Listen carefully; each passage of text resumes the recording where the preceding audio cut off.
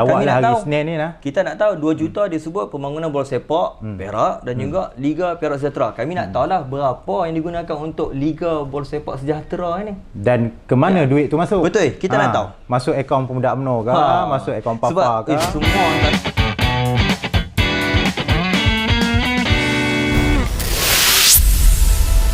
Assalamualaikum warahmatullahi wabarakatuh. Anda sedang menyaksikan podcast Fokus Perak edisi khas sempena Sidang DUN, Sidang Dewan Undangan Negeri Perak yang berlangsung pada minggu ini dan akan berakhir pada minggu hadapan.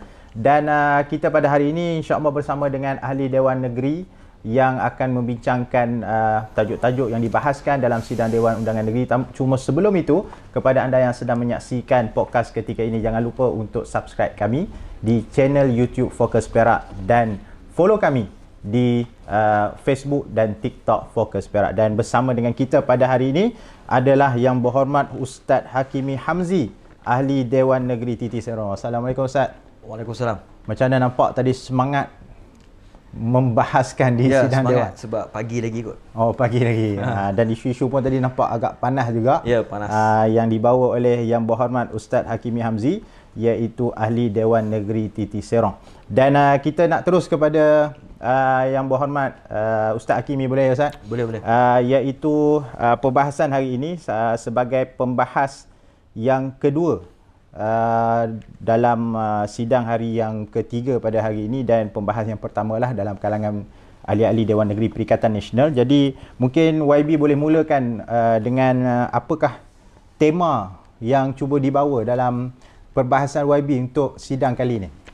Baik, terima kasih kepada sahabat saya, saudara Hafizul dan juga Fokus Perak jemput saya mai pada hari ini. Okey, saya terus direct lah. Bawa semangat tadi pun tak apa, tak ada masalah. Takut tinggi sangat ni. Sangat tinggi sangat. Fokus perbahasan teks saya berkaitan dengan titah Duli Yang Maha Mulia Tuanku, berkaitan dengan Perak Sejahtera 2030. Ya. Seperti mana yang dititahkan Tuanku berkaitan dengan perlunya kerajaan ini menjadi kerajaan yang cekap, mahir dalam pengurusan kerajaan negeri. Benda ini perlu untuk menuju ke Perak Sejahtera 2030. Ya. Tapi saya fokus kepada beberapa perkara, antaranya tata kelola dan juga sumber pengurusan kewangan. Yang mana dua perkara ini dia kalau kita lihat isu yang saya bagikan itu berbaki 4 tahun lagi nak menuju Perak 2030 ni, agak macam sepatutnya selesai lah. Sepatutnya selesai. Kalau tak selesai hari ni pun dia ada satu blueprint, plan jangka panjang dan sebagainya. Itu pun macam tak nampak, macam belum nampak. Jadi Sejahtera 2030 ni dia mungkin tak open as sejahtera. Jadi mungkin gambaran yang YB betul. nak tunjukkan adalah keyakinan kita kejayaan Perak Sejahtera 2030 itu diragui. Betul. Disebabkan kadang-kadang yang disebut tadilah isu tata kelola pentadbiran dan juga isu pengurusan sumber kewangan kerajaan negeri. Jadi kita akan cuba bedah apa yang dibahaskan oleh YB Ustaz Hakimi sebentar tadi, dan untuk dua poin utama dalam perbahasan YB Ustaz Hakimi. Cuma YB mulakan dengan isu pesawah. Dan betul. Mungkin saya fahamlah isu pesawah ni mungkin kerana itulah rakyat yang sentiasa berada di sekeliling YB di Titi Serong. Jadi mungkin YB boleh terangkan sikit isu pesawah ni, apa isu dia? Bukan hanya rakyat yang sentiasa berada bersama saya ini daripada kalangan pesawah. Rumah saya depan, belakang, kiri kanan pun adalah sawah padi. Jadi memang depan mata saya lah saya nampak hasil dia tu. Baik, pertamanya saya sangat dekatlah dengan pesawah. Jadi sudah tentu banyak rintihan yang saya dengar daripada pesawah. Sebelum ini lagi, saya ambil sikit lah. 2-3 tahun lepas, pesawah ni dah diuji dengan isu tanah jerlus. Itu yang saya bagikan tadi. Tak apalah kalau tanah jerlus ini kita ataupun pihak kerajaan mengatakan ini ada bencana. Tak apalah, kita pun sebagai orang yang beriman, kita faham kalau bencana itu datang, of course datang daripada Allah. Ketentuan. Jadi kita pun redha lah, mungkin ada hikmah di sebalik perkara yang berlaku. Walaupun banyak persoalan juga yang telah dibangkitkan oleh ahli-ahli Dewan Negeri yang yang apa yang berada di kawasan sawah ni, tak apalah, itu dah berlalu. Kemudian musim lepas, tahun lepas berbangkit isu berkaitan isu berkaitan dengan pemotongan pemutuan padi ni pula oleh kilang-kilang dengan nilai yang sangat tidak masuk akal sebelum ni. Dan paling terbaru yang saya bangkitkan kali ini adalah berkaitan dengan isu penyelenggaraan. Agak berbeza sikit lah berkaitan dengan isu penyelenggaraan saliran parit sebelum ni. Mungkin dia isu penyelenggaraan saliran parit ni memang dari dulu pun akan dia sentiasa berbangkit. Tapi kenapa kali ni agak, yalah, saya sendiri agak emosi lah bangkit kan. Kan berbanding sebelum ni pun kita sentuh juga, YB Lay pun sentuh juga isu ni, tapi yalah, biasa nak ingatkan kerajaan agar buat. Tapi kali ni awak yang emosi. Saya emosi sebab anda yang menonton kalau nak tahu, sebenarnya ni baru bulan 4. Bajet baru diluluskan bulan 12. Turun peruntukan bulan 2. Jadi kaki tangan kerajaan ini antaranya yang berkait rapat dengan sawah padi ni JPS, Pertanian, IADA, AIDA. Mereka ni semangatlah nak buat projek-projek, nak melancarkan urusan berkaitan dengan saliran, nak memudahkan pesawah untuk pesawah mula tanam lah. Tapi yang mengecewakan bila kali ni bulan 4 ni saya turun di don saya lah, sebab don saya ni dia gini, ayak ni dia nak salir daripada Bukit Merah, dia akan salirkan dulu ayak ni ke kompartmen A. Dia banyak kompartmen A, B, C, D, E, F, G lah. Daripada Don Tiserong sampai dah dia naik atas balik sampai Selinsing. Mula-mula dia nak kadang-kadang nak cakap bahasa utara tu boleh tak nak masalah. Boleh. Dia macam ni, ayak ni dia pun nak bekalkan nak sampai kepada Don Tiserong dulu. Kompartmen A. Jadi kompartmen A ni perlukan ayak terlebih awal berbanding kompartmen lain. Tiba-tiba saliran yang nak parit, yang nak membekalkan ayak masuk ke bendang-bendang ni tidak diselenggara. Penuhlah tanaman segala macam. Saya turun baru-baru ni di beberapa lokasi. Bukan hanya keladi rumput biasa, rumput tu dah naik bunga. Tu dia lama dah naik bunga. Tu yang saya sebelum ni saya turun, saya kata ni dah macam taman ni. Okey, yang lebih bukan kecewa dia bila kita tengok lebih rasa marah ni sebab ayak ada tapi tersangkut, ayak penuh, tiba-tiba makin kurang sampai di hujung ni tak ada tu. Sebab apa? Punca dah yang kita taman tadi lah. Jadi bila saya turun sendiri, pesawah dah bising kat saya dah. Yalah dia bising. Saya faham kot masa bising ni kadang-kadang dia kasak, kadang-kadang dia termaki. Dia tak kira dah YB ke apa. Jadi kita tak ada telinga dah. Saya pun terus rujuklah kepada yang pakar. Kita tak buat kesimpulan sendiri. Kita rujuk kepada yang pakar. Antaranya lah JPS. Saya rujuk, saya tanya, ni kenapa tak selenggara? Dah tahu ni jadual ayak dah buka, ni tak selenggara, macam mana petani nak manfaatkan ayak ni? Benih dah nak serak, dia nak serak benih mestilah tak boleh kering. Boleh je kering tapi risiko tinggi. Rupanya dia kata YB kami tak boleh nak buat sebabnya syarikat konsesi yang sebelum ni dilantik untuk nak uruskan berkaitan dengan penyelenggaraan ini telah pun tamat.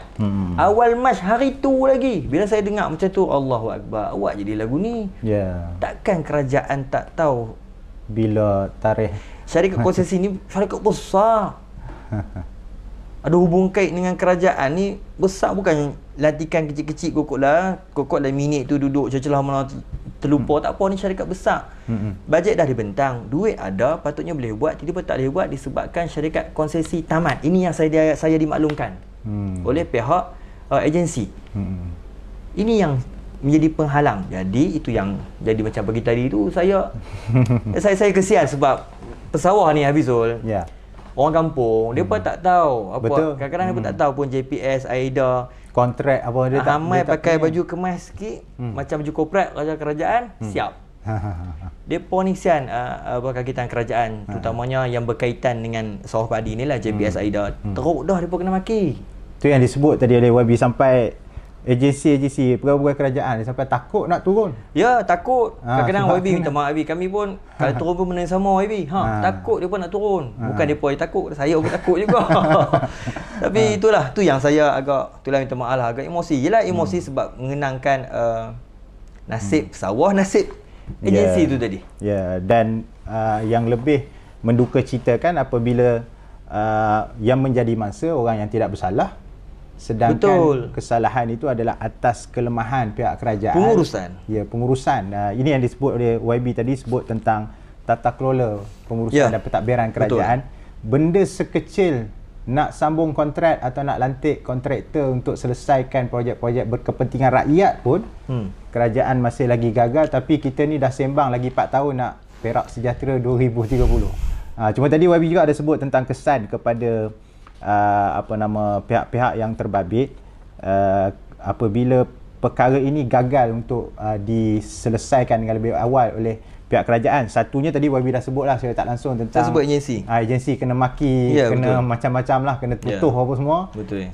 Dan apa lagi kesan mungkin kepada pesawah dan sebagainya? Saya sebut 2, itu yang pertama. Yang kedua saya sebut secara terus dan singkat saja, saya sebut kesan yang seterusnya adalah kepada pesawah. Untuk pengetahuan lah, ini saya tak sebut tadi. Pesawah kita ni dia sebenarnya dah diuji banyak tahun dah. Saya takut bila pesawah ni makin diuji, depa ni akan hadir sifat fed up dah buat bendang. Buat bendang ni. Kesan dia apa? Kesan dia bendang ni dia akan habis. Keterjaminan makanan kesan pada kita kesan juga. Untuk jangka masa panjang. Dan untuk pengetahuan lah, kalau sembang apa-apilah kat Parit Buntang sembang dengan geng-geng pesawah ni yang dah sebaya ayah-ayah kita, kebanyakan seusia mereka, anak-anak muda ni ada juga belum jadi broker besar lah, duk serak bawa traktor ni anak-anak muda kita lah. Kebanyakan orang tu bos-bos bendang ni, kebanyakannya mereka dah sampaikan pesan buat anak-anak, hang tak payah buat bendang lah, biar jalan. Hang buat bendang sikit je, nanti hang nak makan apa. Benda ni dah jadi pergi sembang lah dengan geng-geng bendang. Pesan kat anak-anak mereka macam tu dah. Jadi untuk jaga masa panjang, kalau generasi ni dah habis, kerisauan kita. Dan kita pun sedia maklum sekarang ni jumlah sawah padi ni dah makin mengecil disebabkan pembangunan dan juga disebabkan orang tanam sawit. Orang tambak habis, orang buat lot lidi. Jadi makin sikit dan bila berlaku krisis seperti mana yang berlaku di Iran sekarang ni, baru kita buka mata. Kita perlu kepada simpanan padi kita sebenarnya. Kalau lah Thailand tak nak importkan kita, akan datang apa akan berlaku. Ini adalah kesan jangka masa panjang lah. Dan bila kita sebut juga dalam konteks Perak Sejahtera 2030, 4 tahun saja lagi, sudah pasti pertanian ini yang juga menyumbang antara sumbangan yang besar lah kepada ekonomi di negeri Perak ini. Dan juga dalam konteks tadi kita sebut keterjaminan makanan, sepatutnya kerajaan negeri Perak dia mempunyai satu wawasan yang jauh. Menjelang 2030 ni kita ada infra yang agak kukuh lah, ataupun yang agak baik lah untuk support kepada industri pertanian, pesawah dan sebagainya. Jadi bila berlaku isu-isu macam ni, dia macam isu ni kecil sangat sebenarnya. Sepatutnya kalau selesai benda ni, orang lain tak susah. Sebab tu kita sebut kita masih dalam fasa Aidilfitri. Kita pergi beraya, YB pergi beraya rumah petani-petani pesawah, mungkin mereka senyum, tapi di dalam hati mereka tu sedang resah, sedih, luka. Sebab itulah dia boleh bawa kepada apa yang disebut oleh YB tadi, pesan ke anak-anak tak payah buat bendang. Buat benda lain. Dan saya tambah sikit lagi lah. Pesawah ni dia tak putus asa. Bila walaupun saliran, contohnya dia ada parit masuk ayak, parit buang ayak. Ada pesawah dia nak terima ayak, ada pesawah dia nak buang ayak sebab benih tu dah tenggelam lama kan. Depa terpaksa turun sendiri, gotong royong. Yang ni boleh tengok video-video yang depa up sendiri. Jadi bila saya tengok ni, saya rasa malu. Betul. Saya rasa macam mula-mula malu, rasa segan. Lepas tu kita mula nak rasa marah, termarah. Macam ni sekali. Rakyat terpaksa buat sendiri, sedangkan sepatutnya waktu itu, ketika itu duit dah ada, peruntukan dah ada. Bukan depa yang nak kena buat benda tu. Jadi itulah yang kata nampak tekilan lah kita. Tekilan. Sangat nak sebut lebih-lebih tak boleh, nanti apa macam-macam nanti rasa sedih.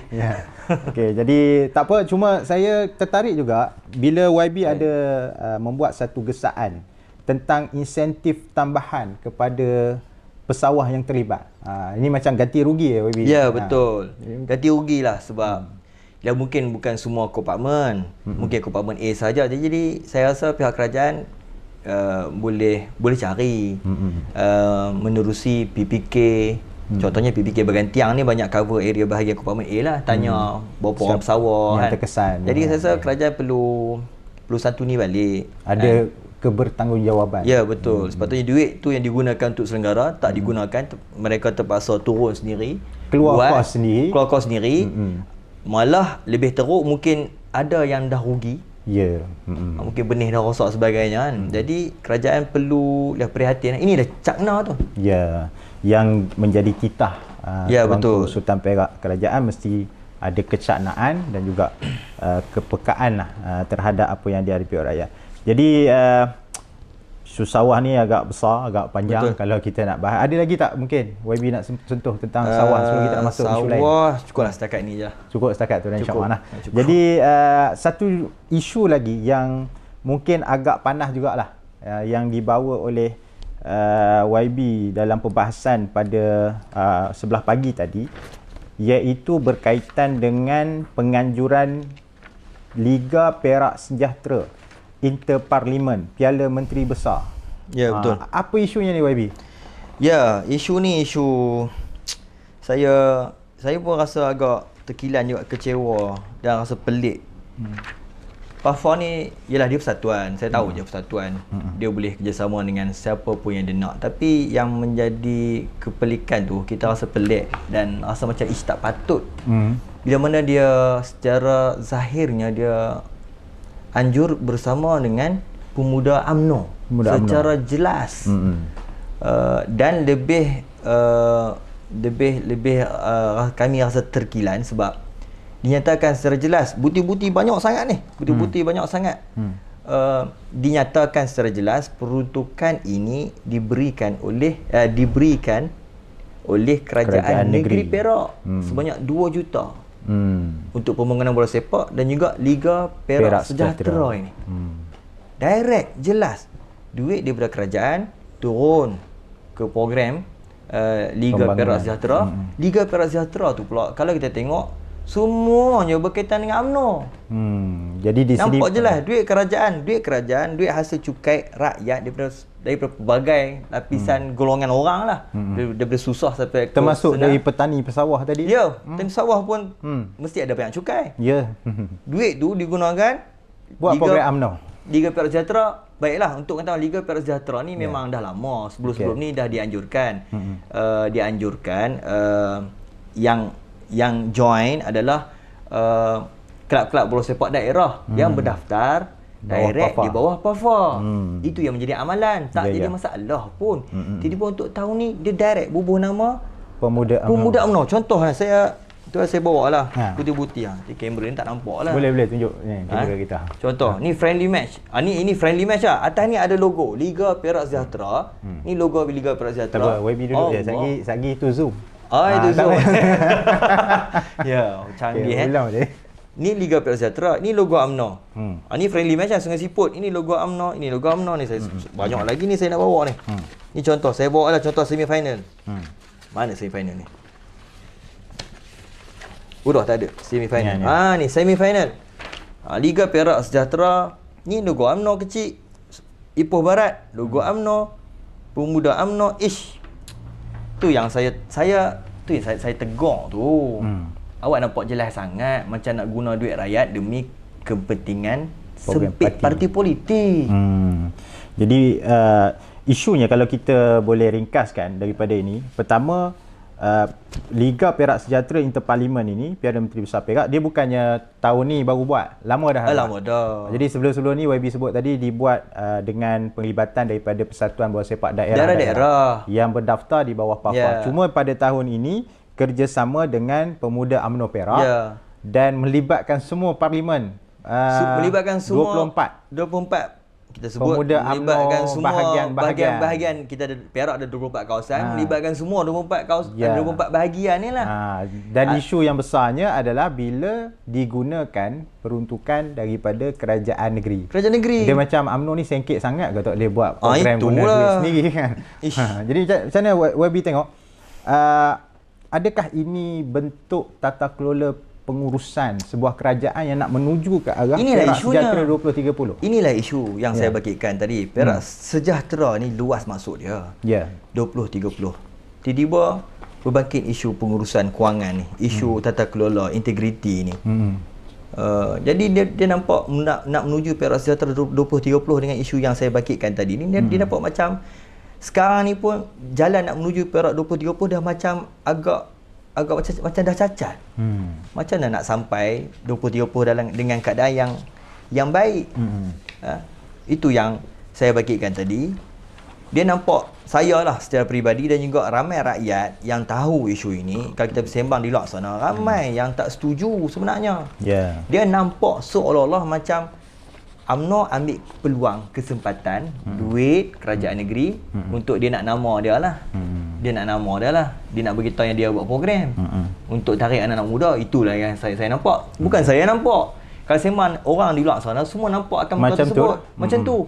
Dan depa kawan saya lah yang di luar sana sebut ini macam salah guna kewangan, ini macam mengkhianati amanah rakyat. Dah lah duit ni direct duit kerajaan. Kalau berpandukan apa yang diambil oleh semua liputan-liputan media lah. Dan kita tak ada masalah pun kalau duit ini yang digunakan duit poket MB sendiri, gaji dia ke. Itu tak ada masalah lah, buat lah. Macam kita lah, pas kita banyak buat program guna duit kita je lah. Kita kumpul. Jadi itulah yang dipersoalkan oleh Yang Berhormat tadi dalam sidang DUN, dan sangat mengharapkan agar Yang Amat Berhormat Menteri Besar jawablah hari Senin ni lah. Kita nak tahu 2 juta disebut pembangunan bola sepak Perak dan juga Liga Perak Sejahtera. Kami nak tahulah berapa yang digunakan untuk Liga Bola Sepak Sejahtera ini. Dan ke mana duit tu masuk? Betul, kita nak tahu. Masuk akaun Pemuda UMNO ke?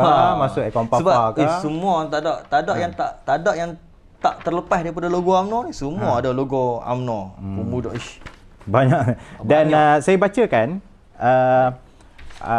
statement daripada beberapa pimpinan yang boleh diakses dalam laporan media sebenarnya perkara ini ketika Majlis Pelancaran Liga Perak Sejahtera. Antaranya disebut oleh Presiden PAFA iaitu Datuk Azhar yang juga merupakan Ketua UMNO bahagian Teluk Intan. Dia sebut juara akan membawa pulang RM15,000, manakala tempat kedua RM10,000, tempat ketiga RM5,000. Sebanyak 720 pemain berusia 18 hingga 40 tahun beraksi pada kejohanan yang dianjurkan bersama pemuda UMNO Perak. Jadi ini statement yang dirujuk oleh YB sebentar tadilah. Dan juga ini statement daripada Datuk Seri Sakrani dalam Majlis Makan Malam Pelancaran Liga, mana program yang sama juga menyebut peruntukan 2 juta ini adalah komitmen kerajaan negeri untuk menyokong program pembangunan di seluruh Perak dan Liga Perak Sejahtera ini yang disebut oleh YB sebentar tadi. Cuma saya nak bawa kepada satunya, kenapa YB rasa diketepikan peranan Persatuan Bola Sepak daerah-daerah, sedangkan sebenarnya kita tahu Persatuan Bola Sepak daerah-daerah ni pun orang UMNO juga kadang-kadang banyak yang duduk dalam tu. Tapi kalau dia menggerakkan perkara ini mengikut kepada saluran tata kelola pengurusan yang baik, kita rasa kita pun tak ada masalah.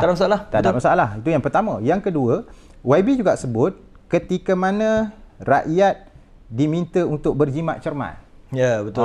Aircon pun tak boleh buka. Ni pun tak buka aircon ni. Kami pun tak buka aircon. Tak buka aircon sebab berjimat cermat. So naik basikal dan sebagainya. Kongsi kereta. Jadi mungkin YB boleh respon sikit tentang dua perkara. Ya, kita sekarang ni kita sedia maklum isu global, kenaikan harga minyak sekarang ni. Itu satu isu lah. Kita tak nafikan kenaikan harga minyak ni perlu, cumanya yang kita persoalkan kenapa naiknya dengan kadar yang menggila. Tak apalah, itu isu berkaitan dengan harga minyak.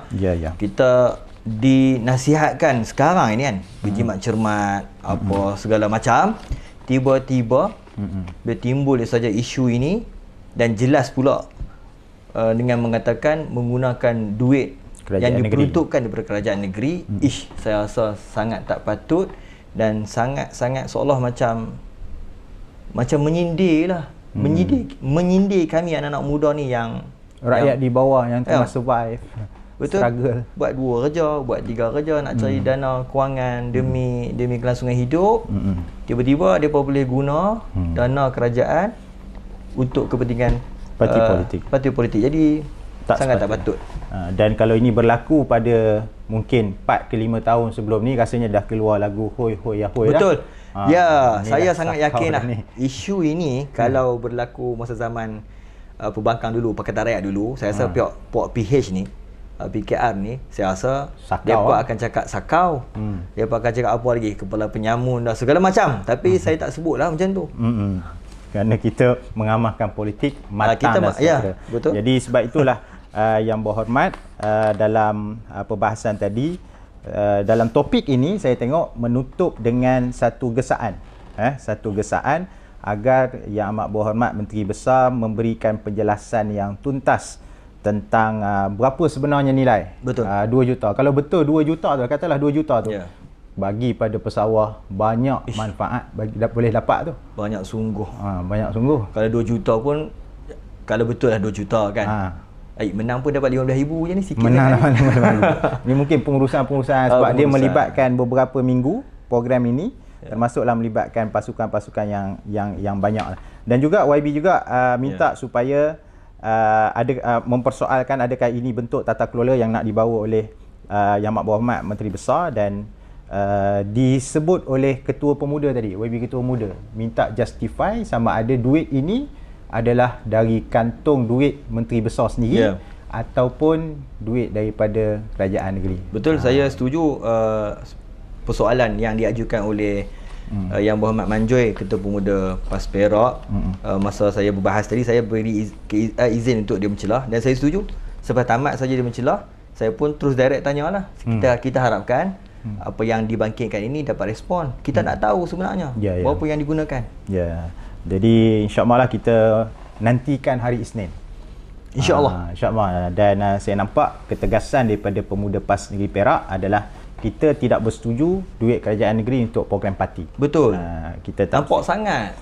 Dan insya-Allah Pemuda PAS Perak kita akan terus desak lah supaya Yang Amat Berhormat Menteri Besar mengeluarkan penjelasan selewat-lewatnya pada sesi penggulungan pada hari Isnin ni. Jadi tuan-puan kena saksikan episod ataupun live ketika penggulungan yang akan dibuat oleh Yang Amat Berhormat Menteri Besar, kerana insya-Allah Yang Amat Berhormat Titi Sorong akan bertubi-tubi kot menuntut penjelasan. Antaranya saya, bukan saya, tapi saya yakin bukan saya aja, ramai lagi sahabat yang nak tanya. InsyaAllah. Jadi YB, kita nak masuk kepada isu yang seterusnya tadi juga, dan saya perasan juga YB macam ada juga isu lain yang nak disebut tapi mungkin tak sempat.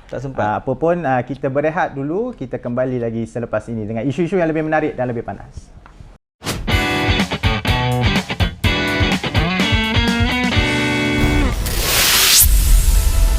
Bertemu lagi dalam podcast Fokus Perak, edisi khas sempena sidang Dewan Undangan Negeri Perak pada minggu ini dan minggu hadapan. Dan tuan-puan, pada hari ini kita di studio bersama dengan Yang Berhormat Ustaz Hakimi Hamzi, Ahli Dewan Negeri Titi Serong, yang baru saja selesai membahaskan titah ucapan keduli Yang Maha Mulia Tuanku Sultan Perak di sidang Dewan Undangan Negeri Perak sebentar tadi. Dan kita nak masuk kepada satu lagi isu yang dipetik ataupun yang dilontarkan oleh Yang Berhormat YB, Yang Berhormat Ustaz Hakimi di Sirandun tadi, iaitu berkaitan dengan isu banjir kilat yang berlaku di Pekan Parit Buntar. Jadi isu ni nampak agak kritikal juga. Mungkin YB boleh boleh ulas sikit.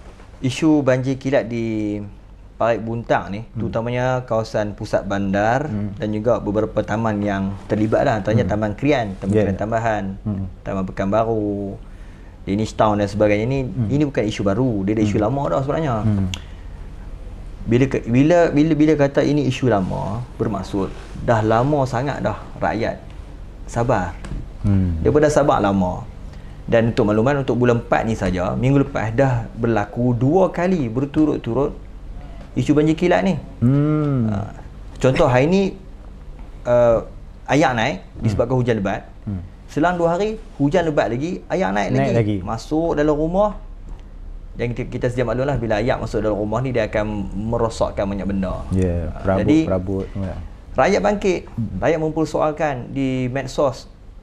Bukan seorang dua yang bangkitkan, puluhan, ratusan pakat buat video dan sebagainya. Jadi perkara ini sangat memberi kesan lah pada diri saya lah sebagai wakil rakyat di DUN tersebut. Lepas tu saya bangkitkan dalam dewan, tanya apa solusinya. Sebab saya dimaklumkan selepas berlaku isu ni, saya rujuk terus kepada pihak yang pakar. Saya rujuk kepada JPS dan juga beberapa kenalan rakan di dalam MDK berkaitan dengan isu yang berlaku. Kita orang situ. Saya lahir di Hospital Parit Muntang. Jadi terlama di situ, kita dah tahu juga lama dah isu ni. Jadi benda ni memang bukan hanya memberi kesan kepada rakyat yang duduk di taman tu, termasuk diri saya sendiri. Jadi kita nak tahu juga sebenarnya apa dia solusinya. Dan dimaklumkan sebenarnya dah ada solusi untuk jangka masa panjang. Dan perkara solusi itu mungkin berbentuk paperwork tu saya tak pastilah. Dah diangkat pun di dalam RMK 11. Diangkat juga dalam RMK ke-13. Cumanya saya dimaklumkan itu belum lagi menjadi keutamaan, projek keutamaan.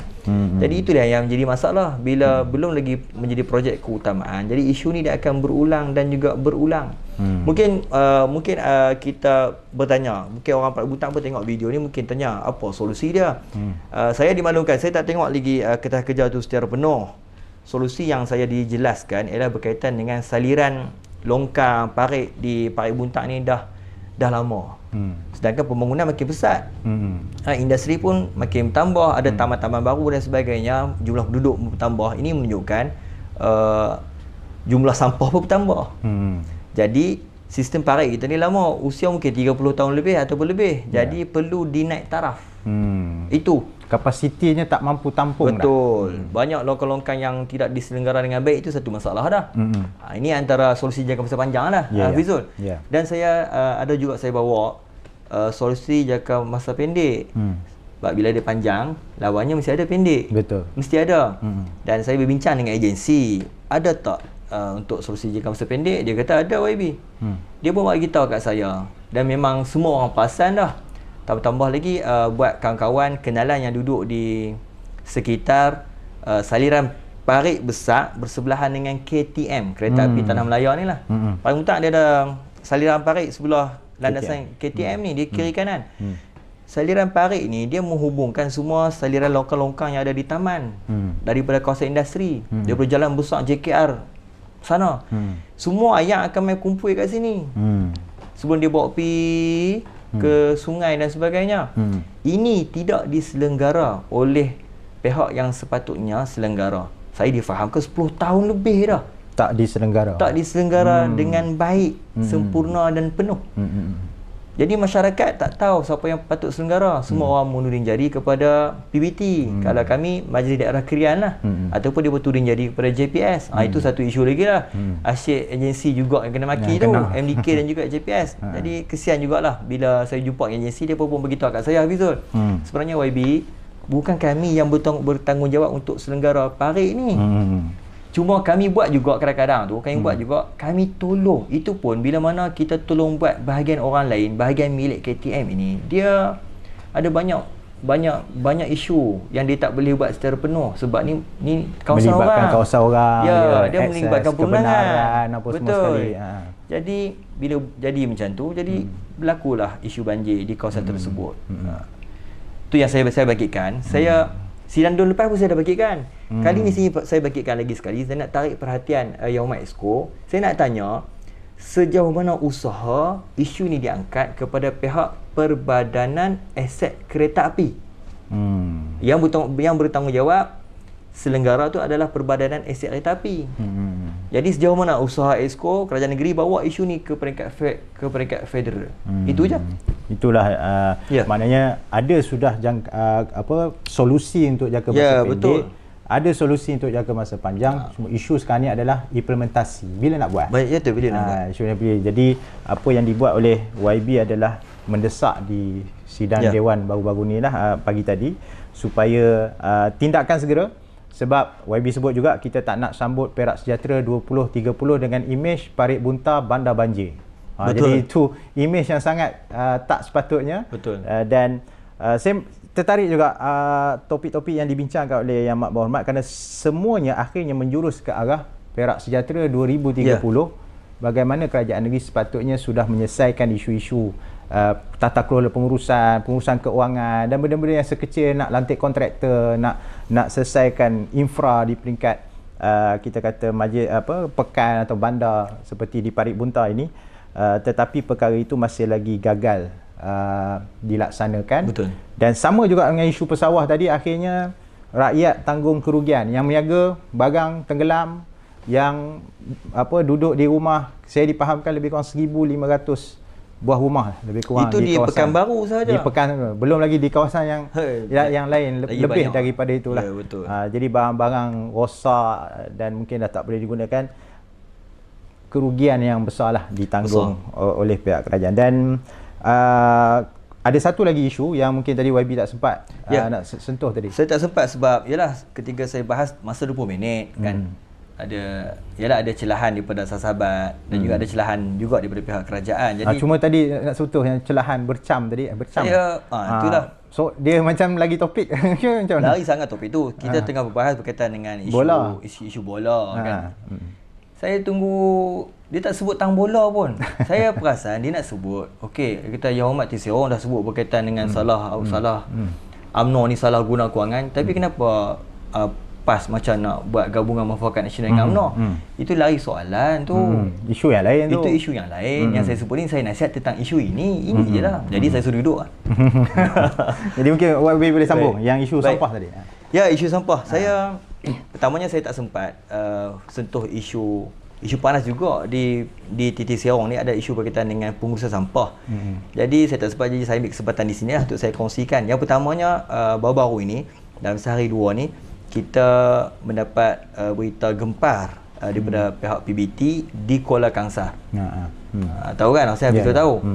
Isu saya tak tahu secara mendalam lah apa yang berlaku di Kuala Kangsar ni adalah isu sampah yang tidak diurus. Saya difahamkan lah ada masalah berkaitan dengan lantikan kontraktor menyebabkan sampah ni tak ada orang angkut. Tak ada lori ambil sampah. Bertambul-tambul lah sampah tu. Jadi hasil kesedaran perlunya kepada tindakan pantas Jabatan Amal Malaysia Negeri Perak turun beramai-ramai bersihkan sampah di beberapa kawasan kritikal. Dan menariknya mendapat perhatian ramai, antaranya adalah pihak PBT sendiri, Kuala Kangsar. Dia keluarkan satu kenyataan mengatakan terima kasihlah kepada semua badan-badan yang tolong, NGO, NGI dan individu-individu. Walaupun dalam keratan surat tu dia tak tulis direct lah Jabatan Amal Malaysia. Memang faham pun. Memang kalau dia tulis tu memang masalah besar lah kepada dah lah DAP yang jaga tu. Dah lah DAP yang jaga. Tapi saya nak maklumkan lah respon daripada surat tersebut sebenarnya respon juga, dia respon daripada tindakan yang telah pun dilakukan oleh Jabatan Amal Malaysia. Jadi saya ambil kesempatan di sini lah, saya nak beritahu betul lah.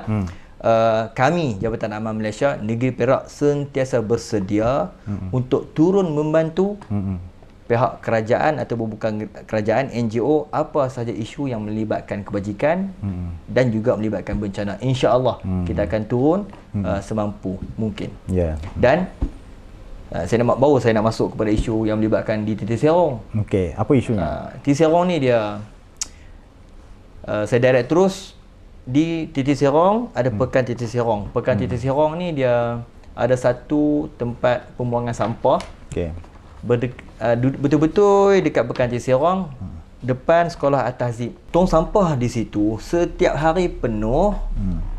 Dan dia akan jadi macam tempat pengumpulan sampah yang sangat dahsyat, sentiasa penuh, dan situ akan sentiasa menjadi isu. Dan isu ini ialah isu kotor sampah. Orang dah letak penuh dalam tong sampah dah ada 4. Bila dah penuh, orang letak pula di bawah-bawah. Bila bawah-bawah, kita faham sajalah sampah. Ayak pula mengalir masuk dalam sekolah. Isu ni bukan isu dalam 4-3 tahun ni. Saya difahamkan oleh penduduk setempat, isu ni dah berlaku lama. Saya pendekkan cerita, banyak orang nak cari solusi. Antaranya kita nak pindah nak pindah tong sampah ini mesti pindah ke kawasan-kawasan yang kalau kerajaan dia nak reserve kerajaan yang luas, tapi isu tu pekan tu dah kecil. Keliling tu semua tanah milik peribadi, ada rumah orang, ada sekolah sebagainya, semua tak memberi izin. Jadi yang saya nak sentuh, yang saya nak bawa yang tak sempat tadi adalah berkaitan dengan solusi. Kita perasan tak kalau ada setengah-setengah PBT dia letak untuk nak atasi masalah sampah di duduk setempat, longgok setempat, dia akan buat pecahan. Dia akan banyakkan lokasi pembuangan sampah. 500 meter letak satu sampah, 500 meter letak satu tong. Ini banyak PBT yang dah buat. Parai Buntang pun ada dah buat dah. Di Jalan Bengan Serai Parai Buntang, di jalan besar tu, kita praktikkan benda tu. Dan memang jadi. Berkesan lah, nampak. Berkesan. Jadi masyarakat di Titi Serong, bukan di Titi Serong je yang buang sampah ni. Yang buang sampah yang di Pekan Titi Serong ni adalah penduduk sekitar. Yang mai daripada seluruh sekitar tu, termasuk kampung-kampung macam tu juga daripada yang mai daripada Tanjung Pendang. Jadi depa ni mai duk buang situ. Antara solusi yang saya bincang bersama dengan penduduk dan juga bersama dengan agensi, antara solusi yang terbaik adalah kita banyakkan tong sampah. Cuma yang menjadi masalahnya Hafizul, bila nak banyakkan tong sampah, kita kena tahu kawasan di kawasan yang urus sampah ni adalah PBT. PBT dia ada kawasan PBT. PLB dia ada kawasan PLB. Luar daripada kawasan PBT adalah kawasan PLB. Bila saya berbincang berkaitan dengan isu Titi Serong ni, rupa-rupanya kawasan PBT yang nak urus sampah ni hanya di Pekan Titi Serong sahaja. Kalau idea tadi kita nak lajak 500 meter bubuh, 500 meter bubuh, saya maklumkan tak boleh YB, ini dah luar daripada kawasan PBT. Itu jadi masalah. Saya difahamkan pula, yang saya nak bangkitkan, rupa-rupanya dah ada paperwork daripada pihak PLB kalau saya tak silap, untuk PLB pun diberi tanggungjawab yang sama dalam pengurusan sampah, tetapi saya difahamkan masih lagi pending. Itu yang saya nak bawa. Saya nak nyatakan, saya nak tegaskan status dan sebenarnya perlu sangat dah. Sebab orang yang buang sampah ni bukan kawasan PBT je, orang kampung lah ni pun duk cari tong sampah juga nak buang. Jadi dia pun pakat keluar Amai, dia pun buang lah tempat kawasan PBT. Jadi PLB perlu ambil tanggungjawab dah. Itu je lah yang saya nak bawa sebenarnya. Jadi isunya macam mana kita nak mengenengahkan solusi kepada perkara ini, dan dah nampak dah tadi ada solusi-solusi yang boleh dibincangkan dan diikhtiarkan, dan sudah ada pun kertas kerja, cuma kita nak tahu status kertas kerja tu setakat mana. Dan saya rasa perkara ini juga perlu disegerakan lah, sebab orang buang sampah dia tak tunggu bulan depan. Petang saat lagi dia buang dah, esok dia buang lagi, lusa pun dia buang lagi. Jadi perlu tindakan segera daripada pihak kerajaan negeri. Jadi menarik, itu antara isu-isu yang dibahaskan oleh Yang Berhormat Ustaz Hakimi Hamzi, Ahli Dewan Negeri Titi Serong dalam sesi perbahasan pada kali ini. Dan mungkin saya nak pergi kepada soalan yang akhir lah. Boleh. YB melihat mungkin ini sidang yang terakhir, mungkin lepas ni Bubadun, sebelum kita nak pergi melangkah pula sebagai kerajaan pula selepas ni di negeri Perak. Jadi bagaimana YB melihat keseluruhan sidang DUN yang berlaku, kemudian prestasi wakil-wakil rakyat daripada pembangkang mungkin, ataupun bagaimana YB melihat kerajaan negeri itu sendiri secara keseluruhan lah untuk 5 tahun ini bagi sesi selepas pasca PRU 15 sebelum nak masuk PRU 16 ni. Sila YB. Baik, ini tahun yang keempat. Kalau kita teliti isu-isu yang dibangkitkan oleh rakan-rakan yang berhormat daripada pihak bankan dan juga kerajaan, sebenarnya dia isu-isu yang berulang. Isu-isu yang masih lagi tidak dapat diselesaikan. Jadi sebenarnya kalau banyak lagi yang belum selesai, saya sendiri pun dah berkali-kali juga saya bangkitkan isu yang sama. Kalaupun tidak selesai, sekurang-kurangnya dia ada respon yang baik. Dia ada sikit progress positif sikit. Ni tak langsung. Dia mesti kena ada blueprint, jangka nak selesai tu bila. Jadi itu pun banyak yang tak dapat respon. Seperti saya sendiri dalam sidang DUN yang beberapa yang lalu, banyak isu-isu yang saya bagikan tapi tak dapat respon dari Exco pun. Jadi benda-benda ni lah yang menyebabkan keyakinan, kepercayaan terutamanya saya sendirilah terhadap kerajaan untuk nak mengelola di masa akan datang tu dah makin pudar. Saya rasa rakyat pun dah sebelum ni pun dah beri mandat, dan saya rasa kita pun dah tengok hasilnya. Benda yang sama juga. Benda yang sama juga yang dibuat. Saya rasa rakyat perlu lebih bijak memilih, dan pilihan yang terbaik itu saya rasa rakyat sekarang dia bijak, rakyat terutama golongan anak muda ni pun nak mencuba. Saya rasa rakan semua mungkin dulu dah cuba Barisan Nasional, dan sebelum ni kita pun sedia maklum PH sangat hebat bangkitkan isu formulir dan sebagainya. Itu pun rakyat dah beri mandat, dan kita sedia maklum sekarang ni bagaimana keadaannya, tak boleh juga buat. Maka bila mana rakyat, saya rasa rakyat perlu juga mencuba. Kami di Blok Pembangkang sekarang ni daripada Perikatan Nasional untuk Perikatan Nasional mengambil alih dalam tempoh yang penuh. Bukan seperti mana kami ambil alih pada tempoh COVID hari itu. Itu dalam keadaan yang sangat genting. Kita tak boleh nak ukur dari sudut ekonomi dan sebagainya. Tempoh pun dalam 2 tahun lebih. Itu tak boleh jadi ukuran. Jadi InsyaAllah saya yakin rakan-rakan di pihak sekarang di Pembangkang lah, Perikatan Nasional, anda pun boleh tengok sendiri prestasi-prestasi kami berkhidmat di dalam DUN masing-masing bagaimana, dan insya-Allah apa yang kami tonjolkan ini daripada seawal tahun pertama lagi, insya-Allah kita akan cuba usahakan yang terbaik lah untuk di masa akan datang, dan kami daripada Perikatan Nasional kita akan cuba yang terbaik, dan insya-Allah pilih dah Perikatan Nasional. Itu je lah. Okey, jadi sudah tiba masanya insya-Allah untuk Perikatan Nasional memimpin kerajaan negeri Perak. Kita ada tokoh-tokoh pimpinan yang bersedia sebenarnya untuk menggalas tanggungjawab sebagai kepimpinan kerajaan negeri Perak, baik pemimpin-pemimpin yang ada pengalaman yang begitu banyak, antaranya YB PJ, kemudian kita ada YB Ketua Pembangkang, kemudian YB yang ada yang ketika ini sedang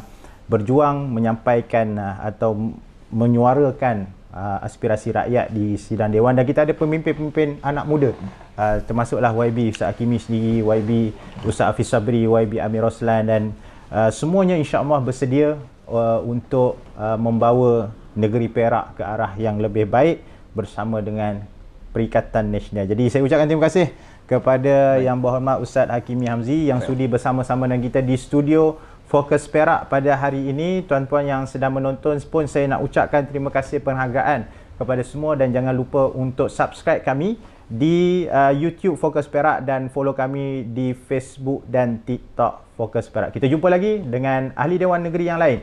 Assalamualaikum warahmatullahi wabarakatuh.